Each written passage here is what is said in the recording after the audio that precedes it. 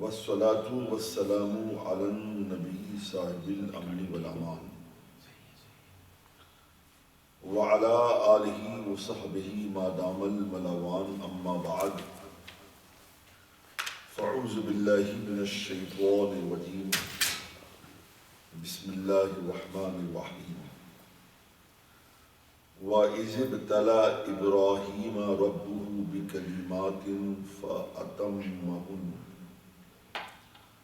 قَالَ إِنِّي جَاعِلُكَ لِلنَّاسِ إِمَامًا قَالَ وَمِن ذُرِّيَّتِي قَالَ لَا يَنَالُ عَهْدِي الظَّالِمِينَ صدق اللہ العظیم وصدق رسوله النبی الحبیب الامین المتین الکریم ونحن على ذلك لمن الشاہدین والشاکرین والحمد للہ رب العالمین۔ آئیے سب سے پہلے ہم اور آپ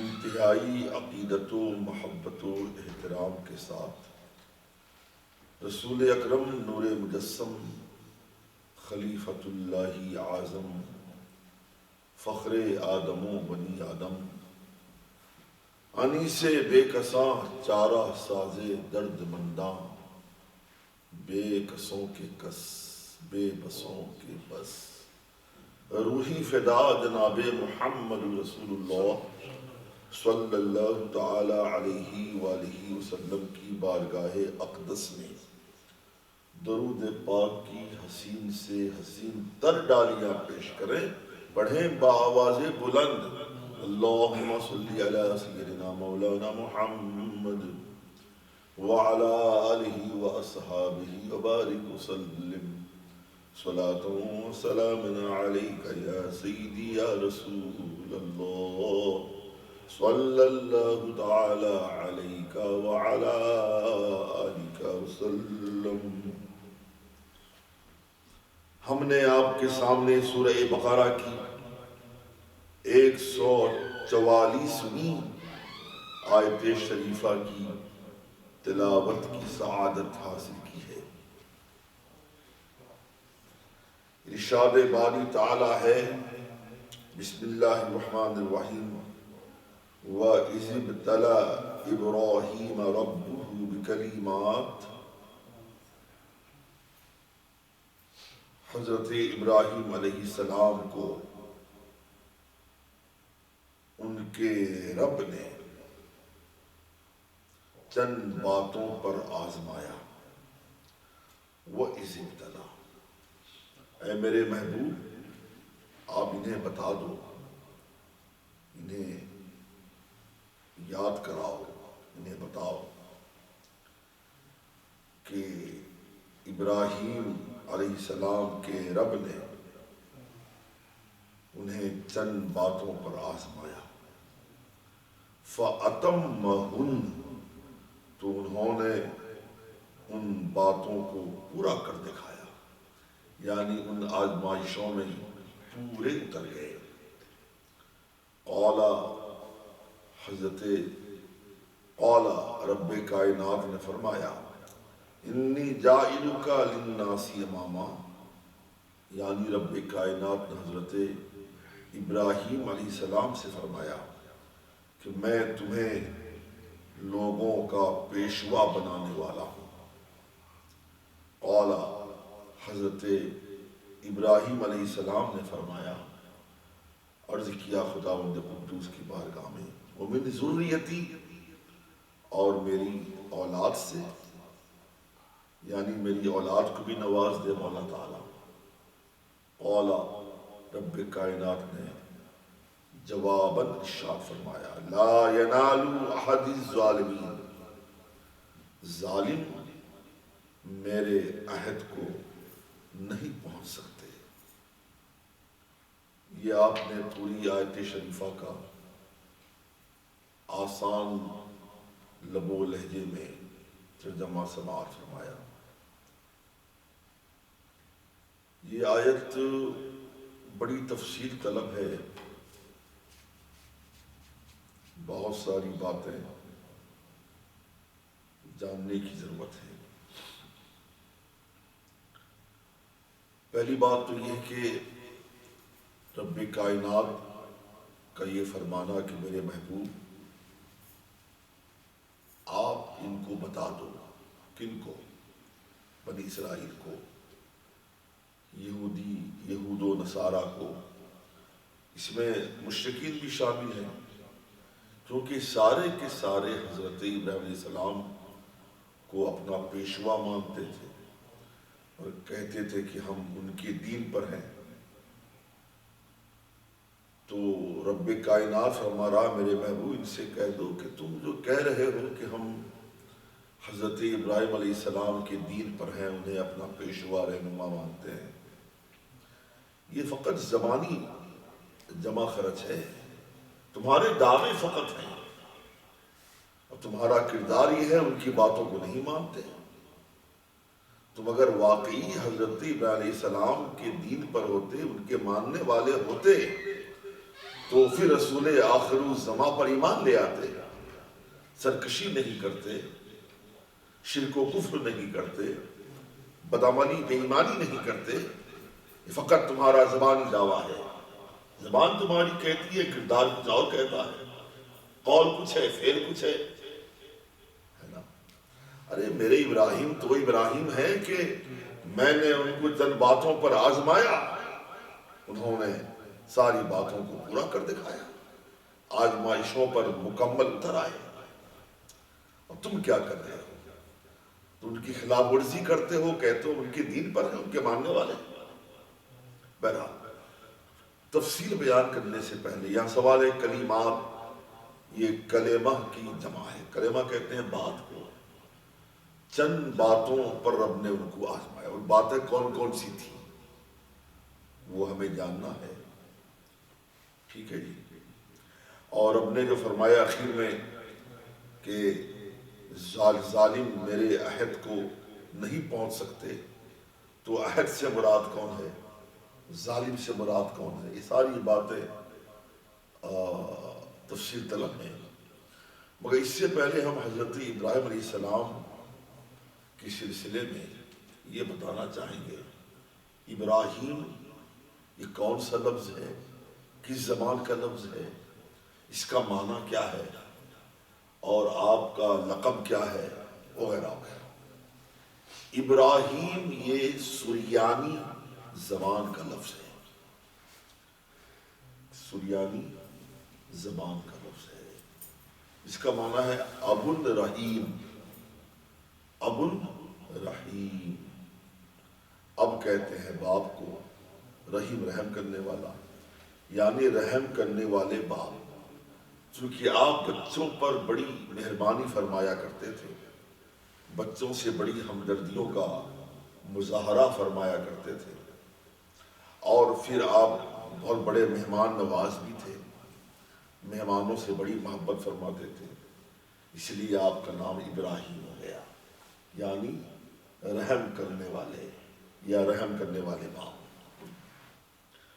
کچھ لوگوں نے کہا کہ نہیں، ابراہیم یہ بنا ہے ابرم سے، ابرم کا معنی ہے بزرگ، آپ کی ایسی شخصیت ہے کہ ہر زمانے میں لوگ آپ کو مانتے رہے، یہود بھی آپ کو مانتے ہیں، نصارہ بھی آپ کو مانتے ہیں، مشرکین مکہ بھی آپ کو مانتے تھے، اور پھر یہ ہے کہ آپ ابو الانبیاء ہیں، آپ کی اولاد میں ہزاروں انبیاء کرام دنیا میں پیدا ہوئے، تشریف لائے، تو اس لحاظ سے تو بزرگ کا معنی ہے ابراہیم کا، لفظ ابراہیم کا۔ آپ طوفان نوح کے بعد، طوفان نوح علیہ السلام کے 1709 سال کے بعد آپ کی ولادت باسعادت، آپ کی پیدائش بابل میں ہوئی ہے۔ بابل جو عراق کا شہر ہے، بابل کے ایک قصبے میں آپ کی ولادت باسعادت ہوئی، طوفان نوح علیہ السلام کے 1709 9 سال کے بعد عیسیٰ علیہ السلام کے آسمان میں اٹھائے جانے سے 2300 سال پہلے آپ کی پیدائش ہوئی۔ بات سمجھ شریف آ رہی ہے؟ شہر بابل کے قصبے میں آپ کی پیدائش ہوئی۔ آپ کا نام ابراہیم ہے، اس کا معنی سب سمجھ لیا آپ نے، یا تو اس کا معنی ہے ابو الرحیم، رحم والا یا رحم کرنے والا باپ، یا اس کا معنی ہے بزرگ۔ اور یہ بات بہت غلط مشہور ہے لوگوں میں، بہت ہی غلط ہے، مکمل غلط ہے، سراسر غلط ہے، کہ کہتے ہیں کہ حضرت ابراہیم علیہ السلام کا کہ والد کا نام تھا آزر۔ سنا ہوگا ہم لوگوں نے، یہ لوگ کہتے ہیں۔ اور آزر بہت بڑا بت تراش تھا، وہ بت بنایا کرتا تھا، سن تراش تھا، بت تراش تھا، اور شرک کیا کرتا تھا۔ بھلا یہ کیسے ممکن ہے؟ لو دلیل کیا پیش کرتے ہیں؟ قرآن پاک میں آزر کے لیے لفظ اب کا استعمال ہوا ہے۔ اب یہ جاننا چاہیے کہ لفظ اب کا معنی باپ ضرور ہے، مگر عربی زبان میں یا عربی کلچر میں، عربی محاورے میں، عربی کلچر میں، عربی ماحول میں لوگ دادا کو بھی اب کہتے تھے، کہتے ہیں، چچا کو بھی اب کہتے ہیں، باپ کو بھی اب کہتے ہیں۔ تو یہاں باپ مراد نہیں ہے بلکہ چچا مراد ہے۔ ہاں، آزر آپ کا چچا تھا۔ آپ کے باپ کا والد گرامی کا نام ہے حضرت تارخ، تے الف رے خے، تا الف را خا، تارخ آپ کے والد کا نام ہے، اور آپ مومن تھے، موحد تھے۔ اس کی وجہ یہ ہے کہ یہ اعلیٰ حضرت عظیم المرتبت امام عشق و محبت سیدنا امام احمد رضا خان علی رحمۃ الرضوان نے شمول الاسلام لآبائہ الکرام، جو آپ کی کتاب ہے، تصنیف لطیف ہے، اس میں آپ نے کئی احادیث سے ثابت کیا ہے رسول کائنات صلی اللہ علیہ وسلم کہ والد گرامی حضرت عبداللہ سے لے کر حضرت آدم علیہ السلام تک، اور حضرت بی بی آمنہ سے لے کر بی بی حوا تک کہہ لیا، درمیان میں کوئی بھی نہ مشرک رہا ہے، نہ فاسق رہا ہے، نہ کافر رہا ہے، سارے کے سارے مومن تھے، موحد تھے، اور خداوند قدوس کے برگزیدہ بندے تھے۔ اس لیے میرے سرکار فرماتے ہیں صلی اللہ علیہ وسلم کہ میں پاک صلب سے پاک رحم کی طرف منتقل ہوتا رہا۔ تو اگر آپ آزر کو باپ مانو گے تو حدیث سے خلاف ہے نا، چونکہ حضرت ابراہیم کی اولاد سے میرے آقا صلی اللہ علیہ وسلم ہے، آپ کے بڑے دادا ہیں نا، تو لہٰذا یہ بات غلط ہے، خواہ وہ مولوی کہتا ہو یا غیر مولوی کہتا ہو۔ کوئی مولوی کہتا ہے اسے میرے پاس لے کے آئیے، اسے بتاؤں قرآن پاک میں وہاں اب سے کیا مراد ہے۔ طبیعت سے نہیں ترجمہ کیا جاتا ہے، طبیعت سے مفہوم قرآن پاک کا اخذ نہیں کر لیا جاتا ہے، تفاسیر کی کتابیں دیکھی جاتی ہیں، ہے نا، بزرگوں کے اقوال دیکھے جاتے ہیں، احادیث معتبرہ اور مستندہ دیکھی جاتی ہیں۔ تو لہٰذا یہ یاد رکھیں، آزر حضرت ابراہیم علیہ السلام کا کون تھا؟ چچا تھا، باپ نہیں تھا، نہیں تھا۔ آپ کے والد کا نام حضرت تارخ۔ تو حضرت ابراہیم علیہ السلام یہ بچپنے ہی سے بڑے ذہین و فطین اور بڑی پاک طینت کے مالک تھے، ظاہر سی بات ہے، ابو الانبیاء ہونا، اور آپ بچپنے ہی سے بت پرستی سے نفرت کیا کرتے تھے۔ واقعہ آپ نے سنا ہوگا، آپ نے ایک بار ان کا چچا لے گیا بت خانہ، تو سارے بتوں کو آپ نے توڑ پھوڑ کر دیا۔ پھر معاملہ بہت آگے بڑھا، پھر وہ نمرود تک بات پہنچی، پھر وہ آگ وغیرہ گرم کی گئی، ساری باتیں ہیں، سارے واقعات ہیں، آپ کو معلوم ہی ہے۔ تو آپ شروع ہی سے ظاہر سی بات ہے آپ نبی ہیں، بھلا بت پرستی نفرت کیوں نہ کرے؟ نبی دنیا میں اس لیے آتا ہے کہ لوگوں کو ہدایت دے، لوگوں کو راہ راست پہ گامزن کرے، صراط مستقیم پر گامزن کرے۔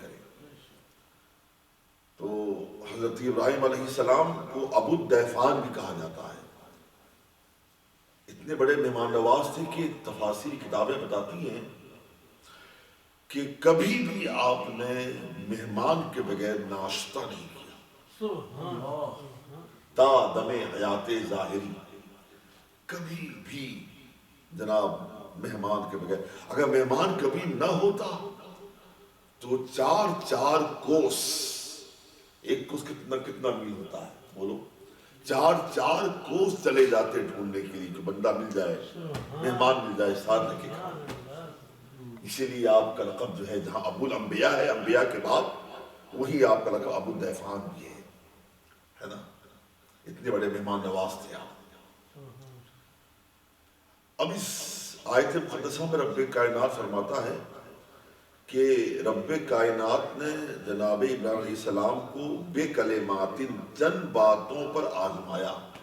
ابتلا یہ بلعن یا بلاؤن سے بنا، جس کا معنی ہے مصیبت کا معنی ہے، آفت کا معنی ہے، اور جانچنے کا بھی معنی ہے، یعنی کچھ آزمائشوں پر ڈالا رب کائنات نے، اپنے خلیل کو آزمانا چاہا۔ بی کلمات، چند باتوں پر۔ چند باتیں کیا ہیں وہ ہمیں جاننا ہے۔ ایک تو یہ ہے کہ آپ جو 80 سال کے تھے تو حکم خداوندی پر آپ نے، رب کائنات نے حکم فرمایا کہ ختنہ کرو، حکم ختنہ کا حکم فرمایا۔ 80 سال کی عمر تھی آپ کی، اور آپ نے حکم پاتے ہی رب کائنات کا پیشہ لیا، اپنے آپ کو ختنہ کر لیا۔ بات سمجھ شریف آ رہی ہے۔ اسی لیے کچھ ایسی چیزیں ہیں جن میں حضرت ابراہیم علیہ السلام کا اولیت حاصل ہے، اولیت۔ اس میں ایک یہ بھی ہے، سب سے پہلے ختنہ آپ نے اپنا بھی کیا، اپنے اولاد کا بھی ختنہ کروایا۔ بات سمجھ نہیں پا رہی ہے، یہ آپ کو اولیت حاصل ہے۔ اور یہ بھی سب سے پہلے آپ کا بال شریف سفید ہوا۔ آپ سے پہلے کسی کا بال کبھی سفید نہیں ہوا کرتا تھا۔ سب سے پہلے آپ کا بال، سب سے پہلے آپ نے خضاب لگایا، اس سے پہلے کوئی خضاب نہیں لگایا کرتے تھے۔ پھر آپ کے دین میں بہت چیزیں فرض ہوئی جو ہمارے دین میں، شریعت میں سنت ہے، فرض نہیں ہے۔ بطور مثال ناخن کاٹنا، مونچھیں کتروانا، منہ زیر ناف کاٹنا، ہمارے یہاں سنت ہے، آپ کے ہاں یہ فرض میں داخل کی چیزیں، فرض میں داخل تھی۔ ٹھیک ہے، تو جن چند باتوں پہ آزمایا، ایک تو آپ جانتے ہی ہیں، نار نمرود۔ وہ اقبال نے کہا نا، محو تماشا کیا ہے، عقل ہے محو تماشا لب بام، بے خطر کود پڑا آتش نمرود میں عشق، بے خطر کود پڑا آتش نمرود میں عشق، عقل ہے محو تماشائے لب بام۔ اور وہ آگ بھی ایسی ویسی آگ نہیں تھی، جانے کتنے من ٹن کہنے لکڑیاں جمع کی گئی تھی، اور ان جناب عالی شعلے آسمان سے باتیں کر رہے تھے۔ تو جب نمرود کے سامنے آپ کو لایا گیا، آپ آئے، تو قرآن پاک میں آگے باتیں آئی گی۔ تو نمرود نے کہا کہ جو مجھے خدا کیوں نہیں مانتے؟ آپ نے کہا میرا خدا وہ ہے جو زندوں کو موت دیتا ہے اور مردوں کو زندگی دیتا ہے۔ کہا یہ کام تو میں بھی کر سکتا ہوں۔ تو اس نے کیا کہ زندہ آدمی کو بلایا، بلا قصور جلاد سے کہا اسے مار ڈالو، سر قلم کر دو۔ دیکھا زندے کو مار دیا میں نے، اور یہ بندہ جیل میں تھا، اسے ابھی سزا پھانسی کی ہو چکی تھی اس کے لیے، دیکھا سزا پھانسی کی ہو چکی ہے، سزا موت کی ہو چکی ہے، میں اسے رہا کر رہا ہوں، دیکھا میں نے موت کو زندگی سے بدل دیا، مردے کو زندہ کر دیا، زندے کو مردہ کر دیا۔ تو حضرت ابراہیم علیہ السلام نے اس کے جواب میں کیا پیارا انداز اپنایا، ان کے انداز پہ قربان جائیے۔ فرمایا کہ میرا رب تو وہ ہے جو مشرق سے سورج کو نکالتا ہے، مغرب میں ڈبوتا ہے، اگر تو واقعی اپنے آپ کو خدا کہہ رہا ہے تو سورج کو مغرب سے نکال کے دکھا۔ تو قرآن کہتا ہے فَبُهِتَ الَّذِي كَفَرَ، یہ کافر نمرود مبہوت ہو گیا، اس سے جواب بند نہیں پڑا۔ تو کھسیانی بلی کھمبا نوچے، تو کیا کیا کہ صاحب حکم دے دیا کہ لکڑیاں جمع کرو، اب وہ شعلے آسمان سے باتیں کرنے لگے۔ آپ کو معلوم ہے، غور سے سنیے گا، حضرت ابراہیم علیہ السلام کو جب آگ پہ ڈالا جا رہا تھا، ٹھیک اسی وقت حضرت جبریل علیہ السلام تشریف لائے، آپ فرمانے لگے حضور اب آپ کو آگ میں ڈالا جانے والا، آپ کو آگ میں ڈالا جائے گا، آپ فرمائیں تو میں آپ کو بچا لوں گا۔ کہا کہ نہیں، مجھے آپ کی امتی کو ضرورت۔ اچھا ایسا کریں، میں اگر آپ فرمائیں تو میں اللہ کی بارگاہ میں چل کے عرض کروں خدا بندہ تیرے خلیل کو بچا لے آپ۔ کہا میرا خدا دل کے بھیدوں کو بھی جانتا ہے، سب سے بڑا کارساز ہے، اس کی بارگاہ میں کچھ کہنے کی ضرورت نہیں ہے، اس کی مشیت کا معاملہ ہے، لہٰذا میں اللہ کی بارگاہ میں یوں آپ سے کہوں کہ آپ جا کے عرض کرو مجھے اللہ بچا لے، میں اسے مناسب نہیں سمجھتا، ایسا نہ ہو کہ خداوند قدوس کو ناگوار گزر جائے۔ اللہ نے مجھے آزمائش میں ڈالا ہے اور وہی میرا امتحان لے رہا ہے، وہی مجھے کامیابی کا تمغہ عطا فرمائے گا۔ آپ کو خوب معلوم ہے، آگ میں ڈالا گیا، پورا آتش کدا گلزار بن گیا۔ تو یہاں پہ سوال یہ پیدا ہوتا ہے، آخر آپ نے نہ خداوند قدوس کی بارگاہ میں عرض کی، یہ فطرت انسانی کا تقاضا ہے نا، جب مصیبت آتی ہے، پریشانی آتی ہے، وہ اللہ کو پکارتا ہے، نہ چاہ کر بھی زبان سے اللہ کا نام آتا ہے، بھلے وہ خدا کی نافرمانی کرتا ہو، خوب کرتا ہو، کہ مصیبت آئی یا اللہ مجھے بچا لے، یا اللہ مجھے بچا لے، انسان کی فطرت ہے۔ ہم نے یہ بھی دیکھا ہے، حضرت موسیٰ علیہ السلام جب تشریف لے گئے، دریائے نیل کے پاس پہنچے، تو ایسی صورت میں آپ نے دریائے نیل پار کرنا تھا، تو آپ نے معجزے کا اظہار کیا نا، اپنا مقدس عصا مارا تو وہاں پر راستہ بن گیا۔ تو آپ نے اپنی جان بچانے کے لیے، اپنی مومن امتوں کی جان بچانے کے لیے معجزے کا اظہار کیا نا، جان بچائی، اپنی بچائی، اپنی امتوں کی بچائی۔ مگر یہاں پہ کیا بات ہے، اللہ خلیل علیہ السلام نہ اللہ کی بارگاہ میں عرض کرنا چاہتے ہیں، نہ جناب جبریل علیہ السلام مدد کرنا چاہتے ہیں، آپ انکار فرما رہے ہیں، اتنا اطمینان کیوں تھا؟ کوئی سبب تو ہوگا اطمینان کا۔ اچھا ہی حضرت اسماعیل علیہ السلام کو بھی دیکھے، آپ کے شہزادے کو، جب وہ قربانی کا وقت آیا، اللہ نے ان کو دیا قربان کرو، تو آپ لے گئے، مینا کے میدان میں لٹا دیا جناب اسماعیل علیہ السلام کو، اور بیٹے خود کہتے ہیں شہزادے ابا جان پٹی باندھ لیں، ایسا نہ ہو کہ میری محبت آپ پر غالب آ جائے، اور حکم خدا کی تعمیل میں ایسا نہ ہو کہ کوئی تاخیر ہو جائے یا میری محبت غالب آ جائے، آپ یہ حکم کی تعمیل نہ کر سکے، کبھی ایسا نہ ہو، آپ پٹی باندھ لیں۔ آپ آگے پٹی بھی باندھ لی آپ نے۔ اسماعیل علیہ السلام لیٹے ہیں، اور انہیں پر اطمینان تھا، انہیں بھی کسی قسم کی جھجک نہیں تھی، ڈر نہیں تھا، خوف نہیں تھا. تو رب کائنات نے انہیں بھی بچایا دمبا بھیج کر. اچھا، ایک اور اطمینان ہم نے دیکھا ہے تاریخ کے آئینے میں، مولائے کائنات کا اطمینان. ہجرت کی رات تھی، ہجرت کی رات تھی. سرکار صلی اللہ علیہ وسلم نے اپنی چارپائی شریف میں مولائے کائنات لٹا دیا. علی یہاں لیٹے رہو، صبح ہوگی تو یہ کافروں کی امانتیں ہیں، واپس کر کے امانتیں مدینہ پاک آ جانا. بھئی بظاہر یقیناً سرکار کا بستر مبارک تھا، بستر نبوت تھا وہ، لیکن رات کیسی رات تھی، چاروں طرف کفار گھیرے ہوئے ہیں نا، ہے نا. کتنی بھیانک رات تھی، کتنا پر اسرار ماحول تھا، کس قدر خطرناک حالات تھے. تو کسی نے مولائے کائنات سے پوچھا تو علی یہ بتاؤ رات تمہاری کیسی گزری تھی؟ خوخار دشمنان گھیرے ہوئے ہیں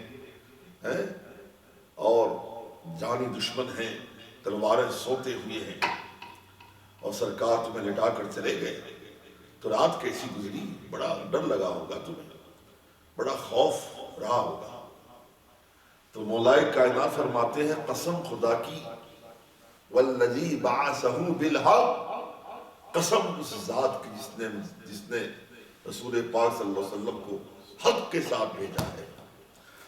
اس رات اتنی پیاری نیند آئی، ایسی نیند نہ پہلے کبھی آئی نہ کبھی آنے کا امکان ہے. کہا وہ رات نہیں تھی، زندگی کی امانت، زندگی کی ضمانت مل گئی تھی. سرکار نے فرمایا تھا علی یہ امانتیں کافروں کی لوٹا کر واپس آ جانا.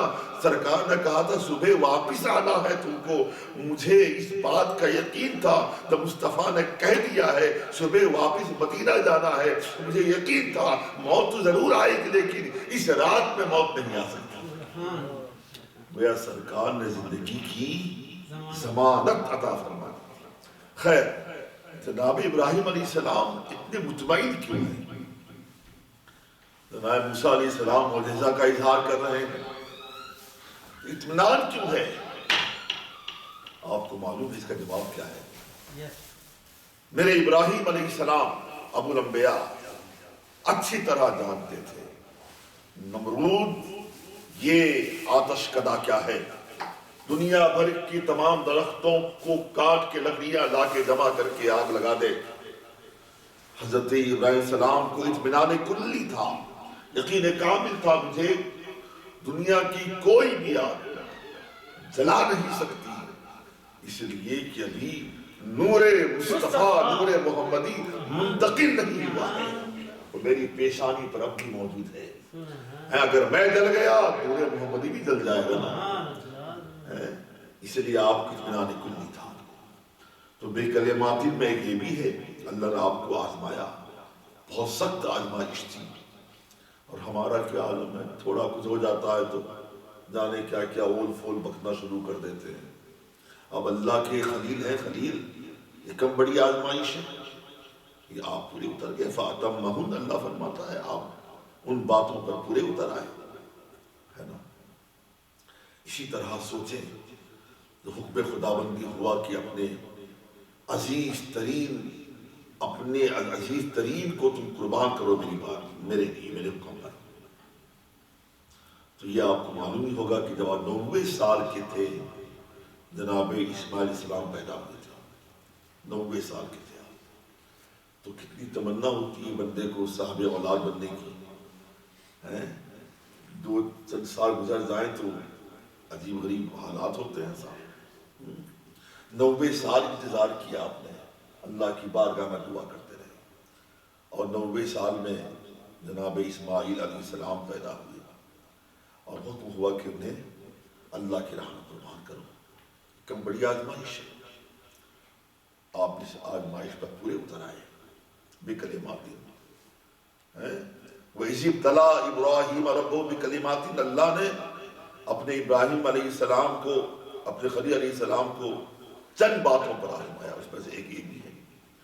پھر حکم ہوا کہ اپنی بیوی کو، اپنے بچے کو، شیر خوار بچے کو لے کر بے آب و گیا میدان میں چھوڑا، تو ابھی بھی حاجرہ کو جناب اسماعیل علیہ السلام بچے تشکیر خوار تھے، حکم خدا بندی تھا، کہاں فلسطین کہاں مکہ، اس دور کا مکہ، اس دور کا فلسطین، اللہ سمد، کیسے مخدوش راستے تھے، کتنی تکالیف اٹھانا پڑتی سفر کرنے میں۔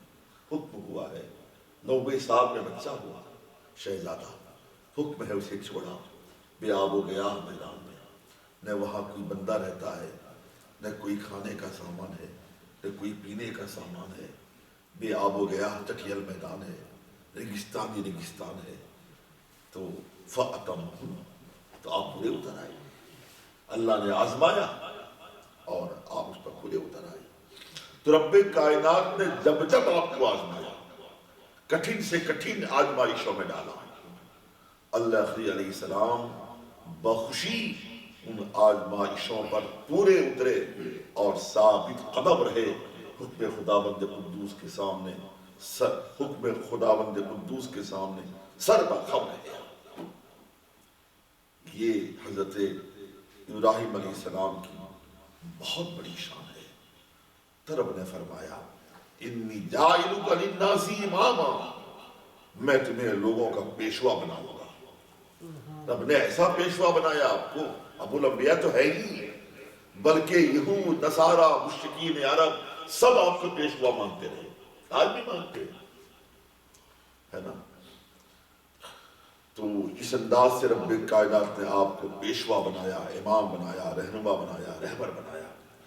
جب رب نے یہ فرمایا ابراہیم میں تمہیں لوگوں کا پیشوا بنانے والا ہوں، تو آپ نے فرمایا وَمِن ذُرِّيَّتِي، یا اللہ میری اولاد کو بھی نواز دے۔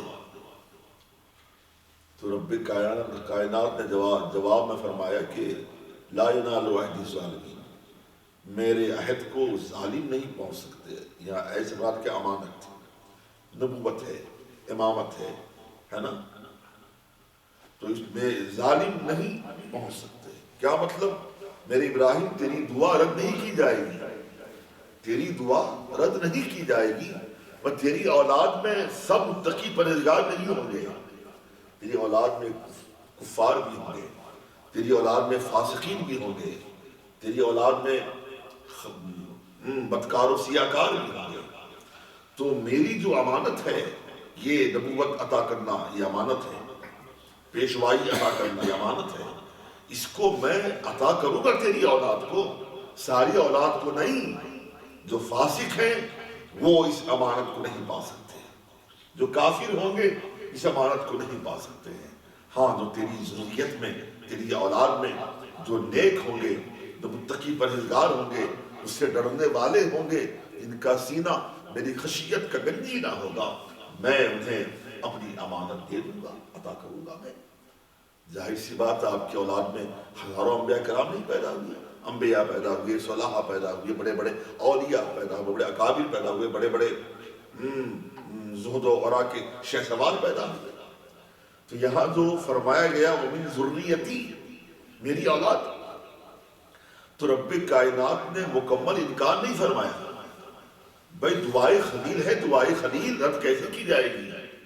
کہا میرے خلیل تیری دعا تو پوری ہونی ہی ہے، بس تیری ساری اولاد کو نہیں، وہ اولاد جو مجھ سے ڈرنے والی ہوگی، تقوی شعار ہوگی، یقیناً میں انہیں اپنی امانتوں سے نوازوں گا، میں ان پر نوازشوں کی برسات کروں گا، میں ان پر اپنے عطاؤں کی بارش کروں گا۔ تبھی تو آپ ابو الانبیاء کہلاتے ہیں۔ تو حضرت ابراہیم علیہ السلام، جیسا کہ میں نے عرض کیا، کئی چیزوں میں آپ کو اولیت حاصل نہیں ہے۔ جیسا کہ میں نے بتایا، آپ سے پہلے کبھی کسی کا بال سفید نہیں ہوا، سب سے پہلے آپ کا بال سفید ہوا، سب سے پہلے آپ نے خضاب لگایا، اور آپ سے پہلے ختنے کا رواج نہیں تھا۔ ہاں یہ الگ بات ہے کہ آپ سے پہلے جو انبیاء آتے رہے وہ ختنہ شدہ پیدا ہوتے تھے، جیسے ہمارے آقا صلی اللہ علیہ وسلم ختنہ شدہ پیدا ہوئے تھے، ناپ بریدہ پیدا ہوئے تھے۔ یہ بچہ پیدا ہوتا ہے، ناپ کاٹتے ہیں نہیں کاٹتے ہیں بھائی، لیکن میرے آقا صلی اللہ علیہ وسلم ناپ بریدہ اور ختنہ شدہ پیدا ہوئے تھے۔ تو ابراہیم علیہ السلام سے پہلے جو انبیاء تشریف لاتے رہے ختنہ شدہ پیدا ہوتے تھے، لیکن آپ سب سے پہلے آپ پر رب کائنات نے یہ حکم نازل فرمایا کہ تم ختنہ کرو۔ تو حدیثیں کہتی ہیں، تفسیریں کہتی ہیں کہ حکم پاتے ہی بلا تاخیر فوراً پیشہ لیا، اپنا ختنہ کر لیا۔ تو یہ آپ کو اولیت حاصل ہے۔ اور سب سے پہلے سلا ہوا پائجامہ آپ نے زیب تن فرمایا ہے۔ آپ سے پہلے کپڑے جو سلے ہوئے نہیں پہنتے تھے، یہ اس کا رواج بھی آپ نے ڈالا۔ اسی طرح کئی چیزیں ہیں جس میں آپ کو اولیت حاصل ہے، سب سے پہلے آپ جو چیزیں شروع کی ہیں اس کا رواج ڈالا ہے۔ تو پوری آیت شریفہ، آیت مقدسہ کا مختصر یوں کہیں کہ صاحب مختصر مفہوم یہ ہے کہ وَإِذْ تَلَا، میں نے آپ سے بارہا عرض کیا ہے، تو قرآن پاک میں جہاں اِذ آتا ہے نا، اِذْ قَالَ رَبُّكَ لِلْمَلَائِكَةِ، ہے نا، کئی مقامات ہیں، تو وہاں پر پوشیدہ ہے لفظ، وہ کیا ہے؟ اذکر ہے یا ذکر ہے، یعنی اے میرے مصطفیٰ آپ یاد کرو یا یاد دلاؤ، ہے نا۔ اب دیکھیں نا، اگر لوگ قرآن پاک کو دیکھیں، قرآن پاک سمجھنے کے لیے صرف الفاظ کے معنی جان لینا کافی نہیں ہے، ٹھیک ہے، جناب عالی عربی زبان ہو جانا کافی نہیں ہے، عربی زبان نہ ہو جانا کافی نہیں ہے۔ بھئی قرآن پاک اس وقت سمجھ میں آتا ہے جب سینہ عشق رسول کا مدینہ ہو، ورنہ بندہ بار بار ٹھوکریں کھاتا ہے، بہکی باتیں کرتا ہے۔ دیکھو نا، قرآن پاک میں متعدد مقامات میں اذ آیا، اذ قال، محبوب یاد کرو جب آپ کے رب نے فرشتوں سے کہا تھا اسجدوا لآدم، آدم کو سجدہ کرو، ہے نا۔ اور کہیں کہیں رب کائنات علم ترى کیف فعل ربک بعاد، اے محبوب یاد کیجئے آپ کے رب نے قوم عاد سے کیا سلوک کیا۔ سورہ فیل نہیں پڑھتے ہو آپ؟ علم ترى کیف فعل ربک باصحاب الفیل، محبوب یاد کیجئے، محبوب کیا آپ نے نہیں دیکھا؟ علم ترى، کیا آپ نے نہیں دیکھا آپ کے رب نے ہاتھی والوں کے ساتھ کیا کیا؟ نہیں دیکھا آپ نے؟